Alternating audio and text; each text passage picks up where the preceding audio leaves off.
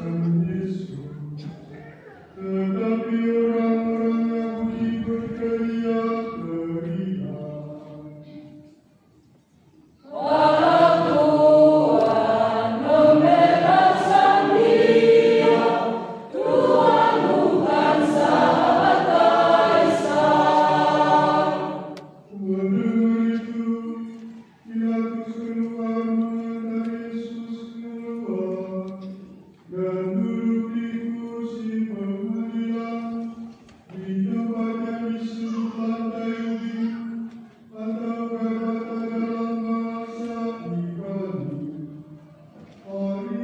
Hari itu hari persiapan Paskah, kira-kira jam 12.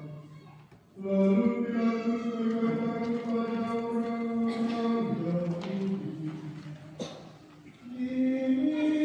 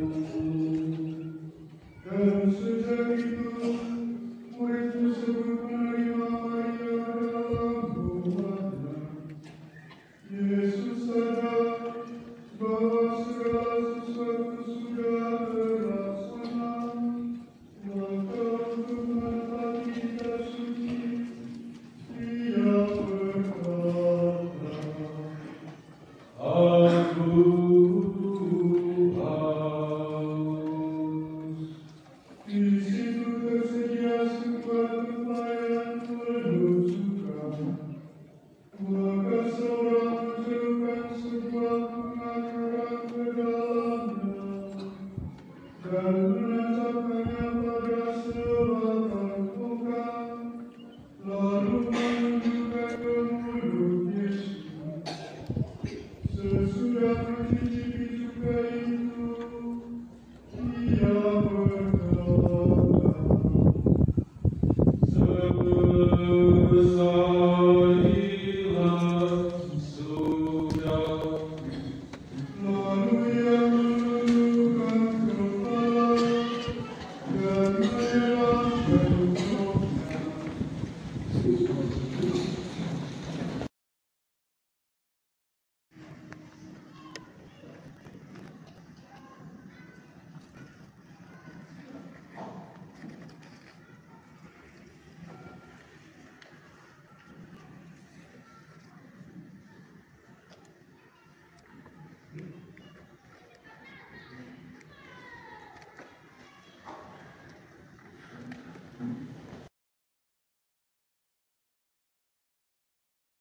Mereka jangan tinggal tergantung salib selama hari Sabat, sebab Sabat itu hari pesta besar. Maka orang-orang Yahudi minta kepada Pilatus agar kaki ketiga orang hukuman itu dipatahkan, lalu mayatnya diambil dari salib. Maka saudara-saudara datang mematahkan kaki kedua orang yang disalibkan bersama Yesus. Sesampainya pada Yesus, mereka melihat bahwa dia sudah tidak bernyawa lagi. Oleh karena itu kakinya tidak jadi dipatahkan. Tetapi salah seorang saudara menikam lampu Yesus dengan tongkatnya, dan segera darah dan air mengalir keluar. Dia yang melihatnya memberi kesaksian, dan benarlah kesaksian itu. Dan ia tahu bahwa ia mengatakan kebenaran, supaya kamu percaya pula. Hal itu terjadi selaras dengan bunyi kitab suci, tulangnya jangan kamu patahkan. Dan di tempat lain tertulis, orang akan memandang dia yang mereka tikam. Sesudah semuanya itu terjadi, Yusuf dari Arimatea minta kepada Pilatus supaya diperbolehkan menurunkan jenazah Yesus. Adapun Yusuf itu sudah menjadi murid Yesus, tetapi dengan diam-diam, sebab ia takut kepada orang Yahudi.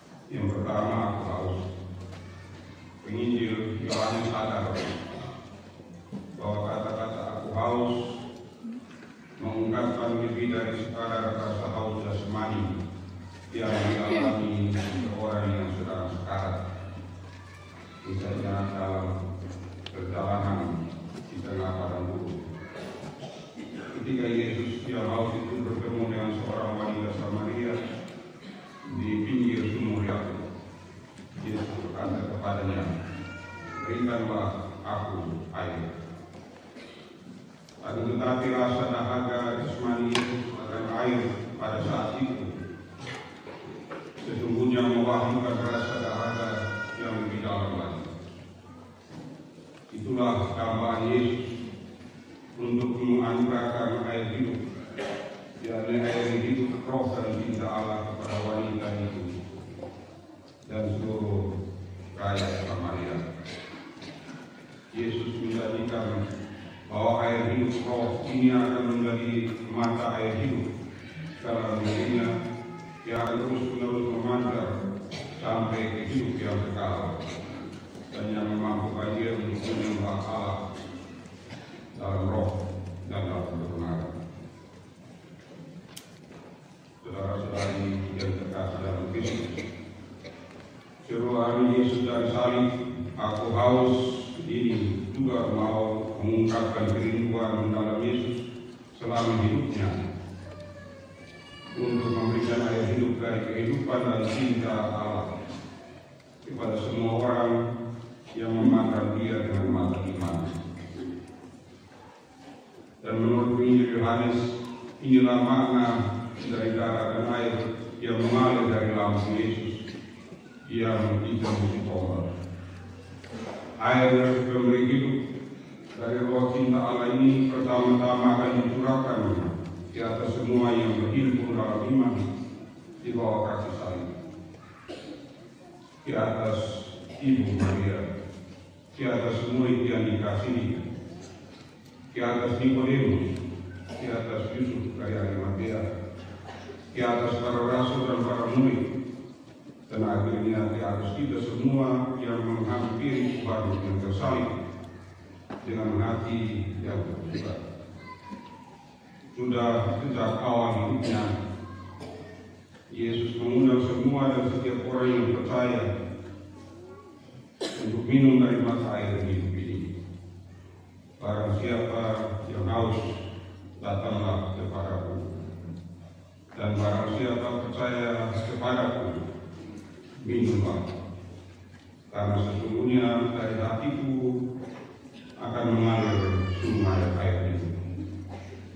Saudara-saudari yang terkasih dalam Kristus, sore atau senja hari ini kita berhimpun sini untuk minum lagi dari sungai air hidup yang mengalir dari hati dan lambung Yesus yang diterusi tombak. Kita berhimpun karena sadar akan rasa dahaga mendalam kita akan cinta yang menerima kita sebagaimana adanya kita. Cinta yang rela mengampuni segala salah, segala dosa, dan tata cara kita. Cinta yang menciptakan kembali dan memperoleh kita. Cinta yang menguatkan kita untuk hidup sesuai maksud, sesuai rencana, dan sesuai kehendak Allah sejak semula bagi kita. Saudara-saudari yang terkasih dalam Kristus, yang kedua, kata yang diucapkan Yesus terakhir kali sudah selesai.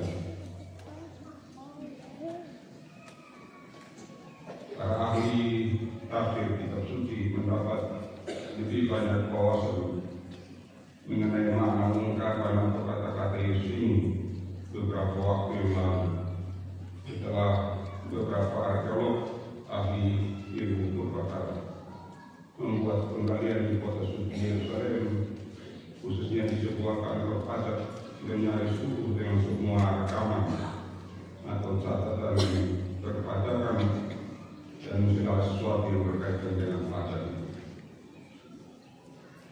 Ditemukan dua rak yang menyimpan rekaman atau catatan pajak itu, dan satu di antara yang tertulis kata-kata desai yang berarti dibayar penuh, lunas.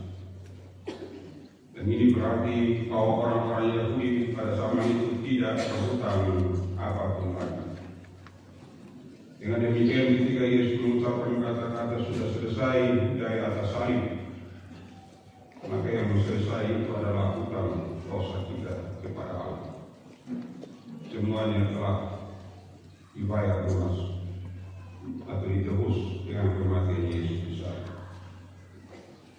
Saudara-saudara yang terkasih dalam Kristus, orang-orang Yahudi pada zaman Yesus melihat dosa sebagai hutang manusia kepada Allah yang harus dibayar lunas. Yesus juga sering berbicara tentang dosa sebagai hutang serta pengampunan sebagai pembatalan hutang. Dan hal itu tampak jelas dalam perumpamaan tentang seorang hamba yang banyak berhutang kepada seorang majikan dan yang tidak sanggup membayarnya, dan seharusnya hamba itu ditangkap serta dipenjarakan sampai dia selesai membayar semua hutangnya. Akan tetapi karena permohonan dan keluhan hamba itu serta rasa iba dan belas kasih yang mendalam dari sang majikan, maka hamba itu dibebaskan dari semua hutangnya. Namun sayangnya, setelah ia dibebaskan, hamba itu justru menghukum keras bersama hamba yang lain yang berhutang sedikit saja kepadanya. Akibatnya sang majikan menjadi geram, marah, lalu menyuruh menangkap hamba yang tidak tahu berterima kasih itu dan menjebloskannya ke dalam penjara. Saudara-saudara, demikianlah dalam hidupnya Yesus juga mengajarkan para murid-Nya untuk berdoa, Bapa, bebaskanlah hutang-hutang kami sebagaimana kami pun membebaskan orang-orang yang berhutang kepada kami. Ampunilah kesalahan kami sama dengan bebaskanlah kami dari hutang-hutang kami. Atau misalnya yang langsung kita dengar, ampunilah kesalahan kami seperti kami pun mengampuni yang bersalah kepada kami. Saudara-saudara, di sini Yesus secara jelas menggunakan bahasa dagang, bahasa bisnis untuk bicara tentang persahabatan rohani antara Allah dan manusia, dan antara manusia dan sesama. Dan dari atas salib Yesus berseru, sudah selesai, sudah dibayar penuh, sudah lunas, tidak ada hutang. Dengan wafatnya di salib, hutang-hutang dosa kita kepada Allah sudah ditebus, sudah dibayar penuh, sudah dilunasi, diampuni seluruhnya secara tuntas. Saudara-saudara yang terkasih dalam Kristus, sore hari ini kita berhimpun di sini juga untuk bersyukur kepada Yesus yang dengan wafatnya di salib telah menebus dan membayar lunas semua hutang dosa kita. Betapapun besar dan beratnya, inilah sebuah kenyataan dan bukan sekadar janji atau pernyataan besar yang mengatakan sudah selesai. Yesus tidak memaksudkan bahwa dosa-dosamu akan diampuni atau dosa-dosamu akan diampuni kalau engkau begini atau begitu, melainkan semua hutang dosamu sudah lunas, sudah selesai dibayar. Karena itu saudara-saudara yang terkasih dalam Kristus, sembari bersyukur kepada Yesus atas segala jasa dan cintanya yang tak terhingga kepada kita, hendaknya kita juga lewat peristiwa salib berusaha untuk pertama menyadari kebesaran pada lubuk hati kita yang kian hari bisa saja kian meluas oleh dosa egoisme, oleh keserakahan, oleh ketidakpedulian, bahkan oleh kekerasan yang mengakibatkan semakin berlipat adanya gurun-gurun di dalam keluarga kita, di dalam komunitas, di dalam masyarakat, di dalam negara, di dalam dunia dan alam semesta, yang sama-sama mengalami kegersangan yang berpotensi mematikan, dan yang karena itu juga sama-sama mendapatkan kekesan negara yang menghidupkan ibarat rusa yang menambah air. Demikianlah juga kiranya hati kita yang bersama mendoakan senantiasa merindukan sumber-sumber air yang mengalir dari dalam tubuh Yesus yang tembus ombak, dengan yang kita boleh dilahirkan kembali sebagai manusia baru yang mampu bersolider, mampu peduli, rela berbagi, dan siap menjadi air yang menyegarkan dan menghidupkan semua saja yang mendapatkannya. Yang kedua, kita mengalami kasih karunia berupa pengampunan dan penghapusan seluruh hutang dosa oleh darah Yesus yang tercurah dari salibnya. Kiranya kita juga senantiasa siap sedia dan rela mengampuni serta memaafkan semua saja yang bersalah kepada kita tanpa syarat, tanpa pamrih apapun. Mudah-mudahan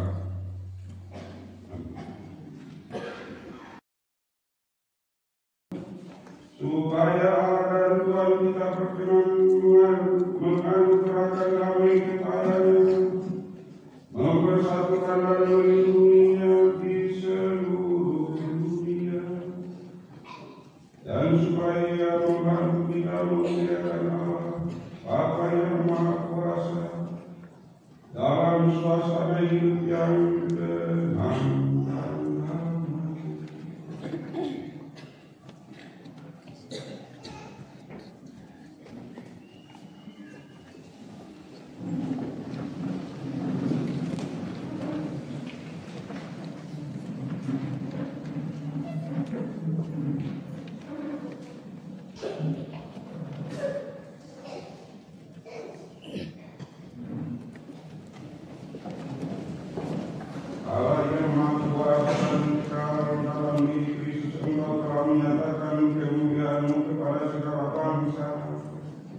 Lestarikanlah karya-karya imamu agar gerejamu yang tersebar di seluruh dunia tetap mengakui namamu dengan iman yang teguh.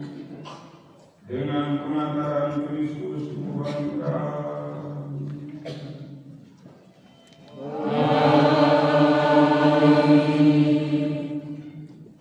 Marilah kita berdoa pula untuk Bapa suci kita Fransiskus, supaya dan Tuhan kita yang telah memilih dia menjadi musuh bagi gereja kudusnya, memberi dia kesehatan dan kekuatan untuk memimpin umat kudus.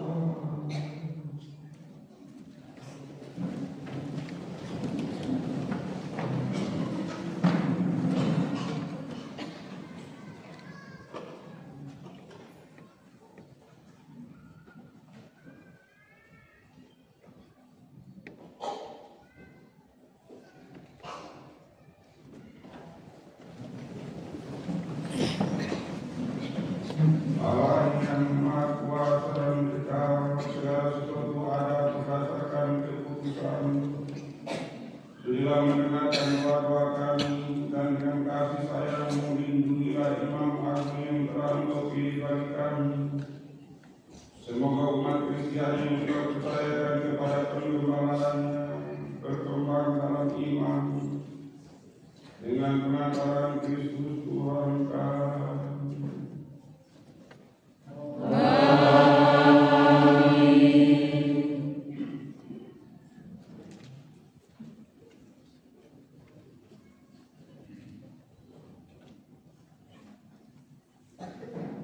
Marilah kita berdoa pula untuk hamba-Nya ini,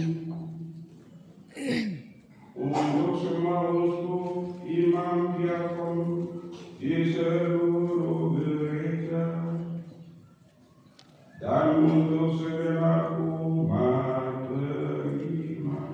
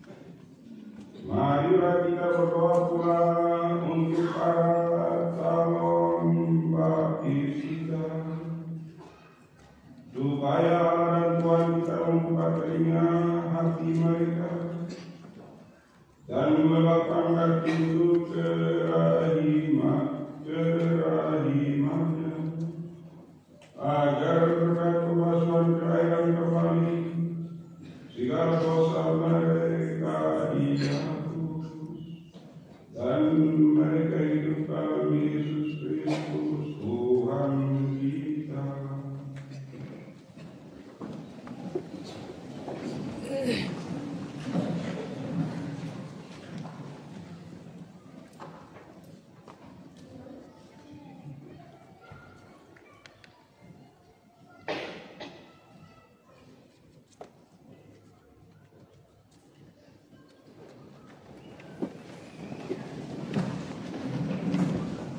Allah yang Maha Kuasa dan kekal, Engkau selalu menyembuhkan deritamu dengan anggota-anggota baru.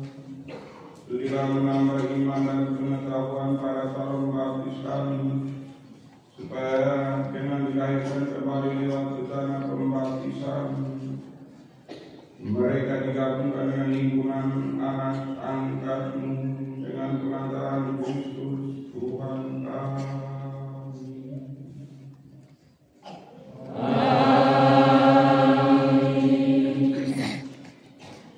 Marilah kita berdoa pula untuk semua saudara yang percaya akan Kristus, supaya mereka yang hidup dengan benar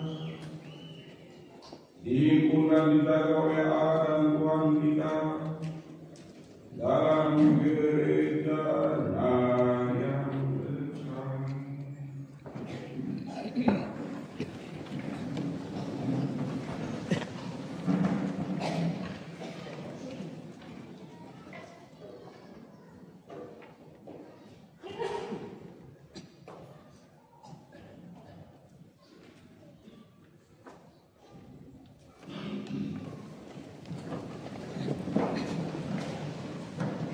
Allah yang Maha Kuasa dan kekal, Engkau menyatukan yang tercerai-berai dan memelihara yang telah bersatu.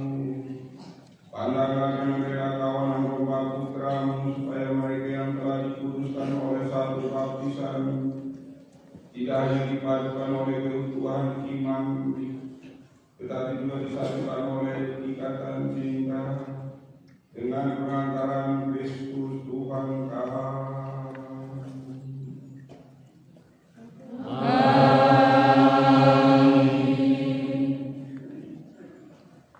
Marilah berdoa pula untuk orang Yahudi yang menerima salam sebelum kita, supaya Allah dan Tuhan kita mengobarkan dalam hati mereka cinta akan nama dan menemukan kesetiaan akan perjanjian.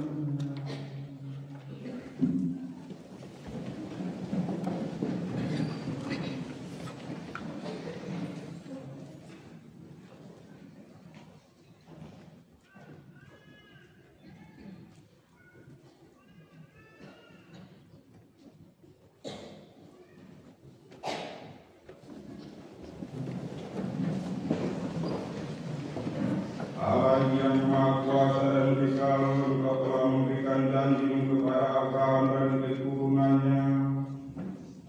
Dengarkanlah dengan murah hati doa-doa gerejamu, semoga umat pilihanmu yang pertama diperkenankan mencapai kepenuhan penebusan dengan pengantaran Kristus Tuhan kami.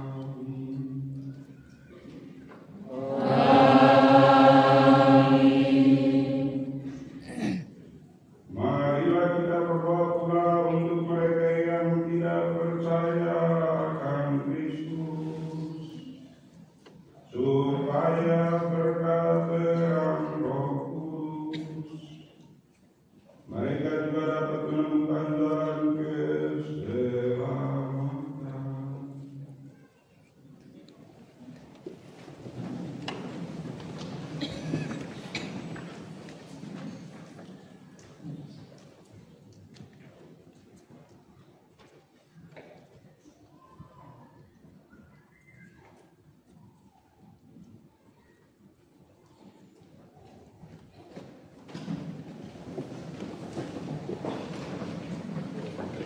yang Maha Kuasa dan Engkau bantulah mereka yang tidak mengakui Kristus, agar dengan hidup jujur di hadapan-Mu mereka menemukan kebenaran.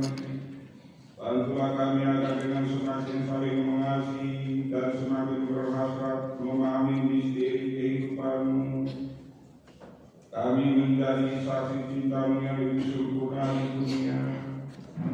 Dengan pengantaran Kristus Tuhan kami.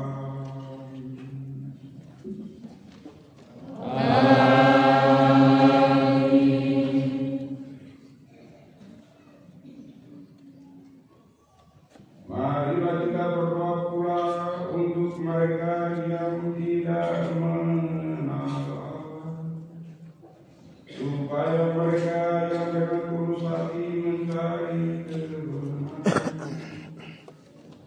berlayak menemukan Allah sendiri.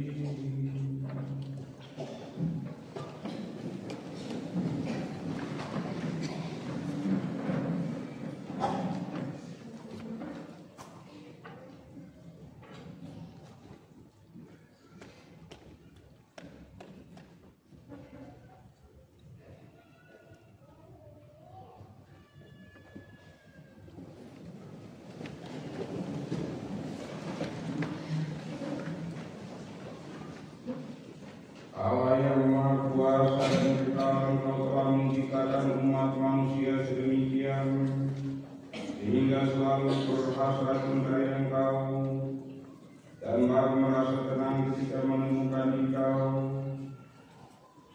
Maka kami mohon bantulah agar mereka semua dengan mengatasi hambatan seberat apapun mampu melihat tanda kasih sayang-Mu dan tergerak oleh kesaksian hidup orang-orang yang percaya kepadamu. Mereka dengan sukacita mengakui Engkau sebagai satu-satunya Allah yang benar dan bapa umat manusia. Dengan pengantaran Kristus Tuhan kami.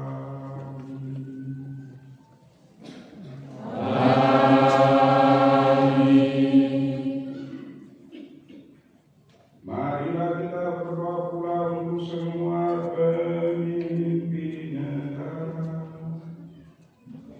supaya Allah dan Tuhan kita seturut kehendaknya mengarahkan budi dan hati mereka kepada damai dan kebebasan sejati bagi semua orang.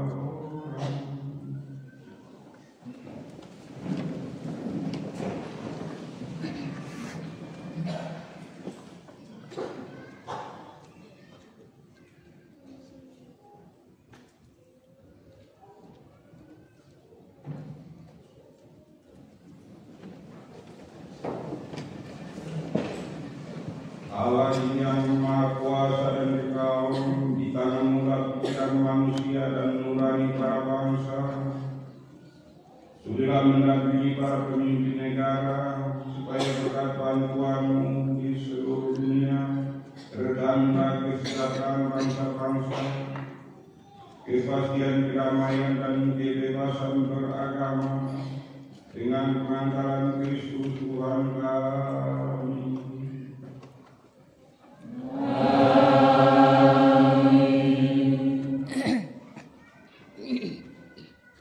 Saudara-saudara yang terkasih,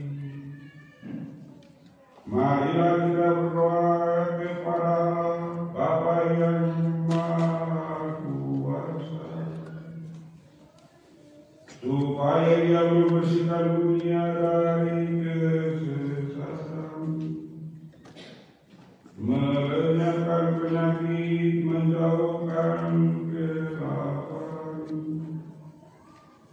membuka penjara, mematahkan belenggu, melindungi musafir, mengantar pulang pengungsi, menyembuhkan orang sakit,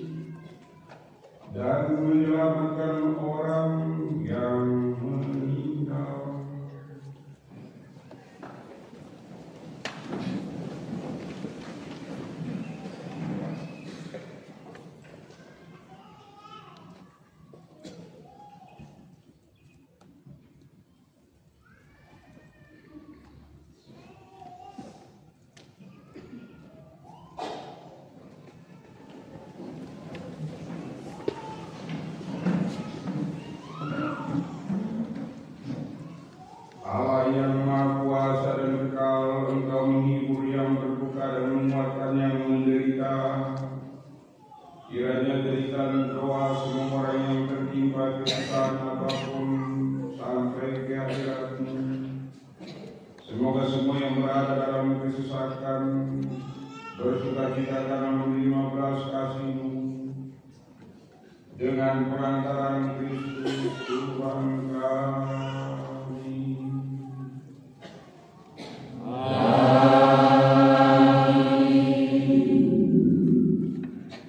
Sekarang kita akan memasuki upacara penyembahan salib.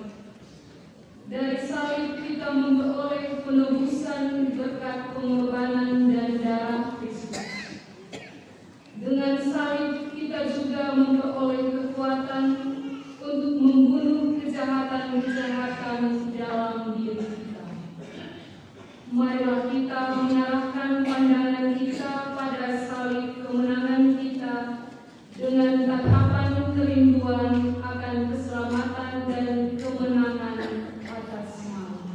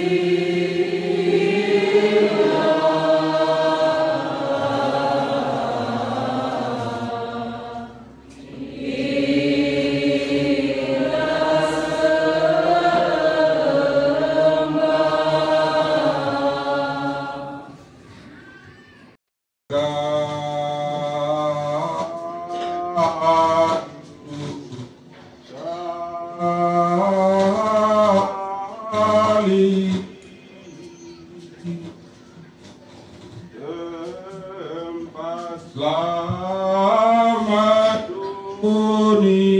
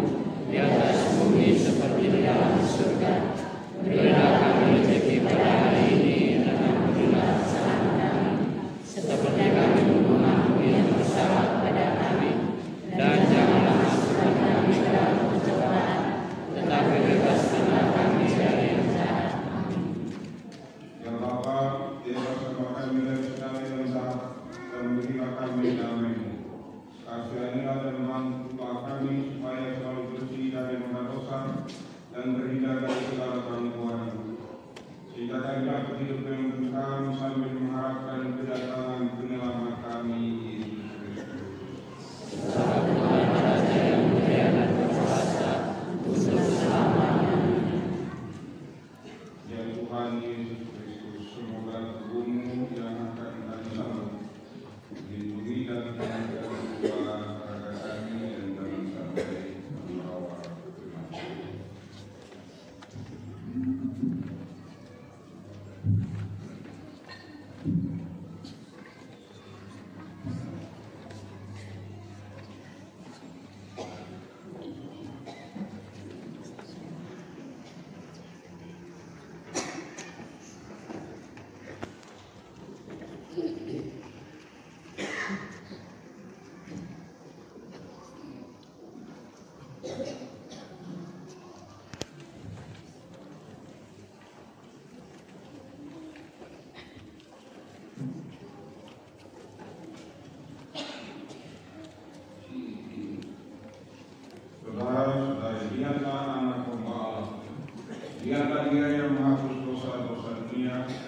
berbahagia saudara-saudari yang diundang ke perjamuan anak domba.